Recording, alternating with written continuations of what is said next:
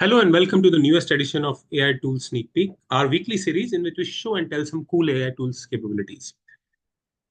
Today, we are going to be focusing on something very interesting. What does Google Gemini know about me? Why I chose this topic, I'll come to it in a bit, but let me give you a brief background.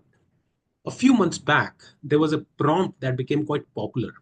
The prompt was ask ChatGPT from all of our interactions, what is one thing that you can tell me about myself that I may not know about myself?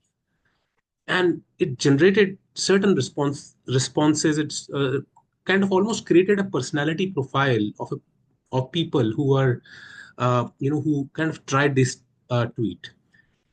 And I'd like to give you some example. For example, as you can see this, I think one thing I've noticed is that you are remarkably adaptable across uh, wide range of interest and responsibilities, etc. And people really, it kind of resonated with people because it was written in a very believable way. Behind the scenes, there were a few things happening. One of which was uh, this prompt leveraged a feature in ChatGPT, which was released a few months back, which is called as persistent memory. Simply put, persistent memory is something that is, that ChatGPT can read across sessions. For example, if I go and tell ChatGPT I am a co-founder of AI&Beyond, it will remember it and commit to memory. If I say I'm a marathon runner, it will remember that wherever I'm using I am and maybe similar phrases, it will go and remember and commit to memory.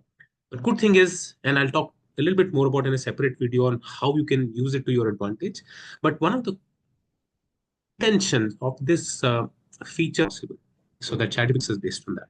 Fast forward to just a couple of days before, precisely on 19th November 2024, Google Gemini released a similar feature, which said that starting today, you can ask Gemini to remember your interests and preferences, whether it is about your work, your hobbies, or your general aspirations in life. And this kind of information helps Gemini, like it did for ChatGPT, customize the response and show you more real looking responses.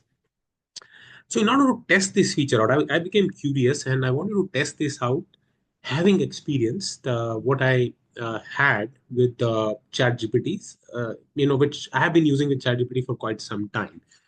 So what I did was I went to the Gemini interface, and which you can go to from gemini.google.com, and I asked it the question, "What do you remember about me?" It gave a very interesting response, and it gave a response that kind of unsettled me a bit. Okay, it divided its response into three categories, two of which you see here. One is professional information, which was fairly uh, accurate, barring couple of errors in here. Emails and invitation, which it was putting.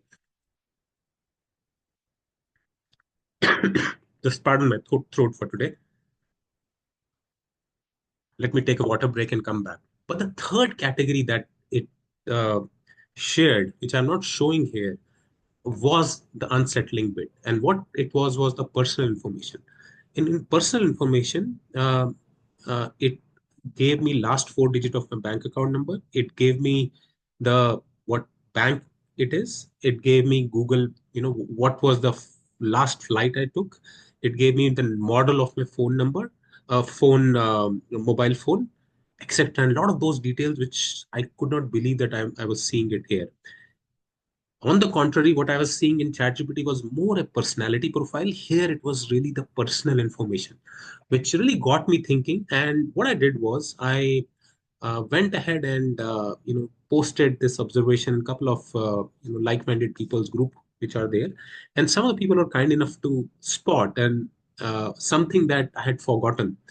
That there is something in Google Gemini called as extensions. Okay, and in order for you to see the extension, you go to the bottom left. You can see the settings here. Click on the settings. A menu pops up, and you go to extensions. So extension is something that gives Google Gemini access to your Google ecosystem. For a lot of testing that I was doing, I had already given access to Google Gemini to my Google Workspace, Google Flights, Google Hotels, Google Maps, YouTube, YouTube Music, etc. And Google Workspace, for example, allowed Google Gemini to scan through my Gmail, my Google Calendar, Google Docs, Google Drive, and Google Keep, Google Tasks, so on and so forth. And I think that kind of explained the response to me. Okay, which means that couple of learnings from this. Like I of course I was taken aback by the knowledge that it had. Of course, Google knows a lot about all of us already, but Gemini blurting out these details just with one prompt was a bit scary proposition. But at the same time, also, it brought in the importance that we should give to knowing and understanding the data safety, the data privacy measures that these tools come up with. OpenAI, like Google and OpenAI, I think they have a lot of hidden settings which are there that we should be aware of that can help us, deal with kind of information that we would want to be showing.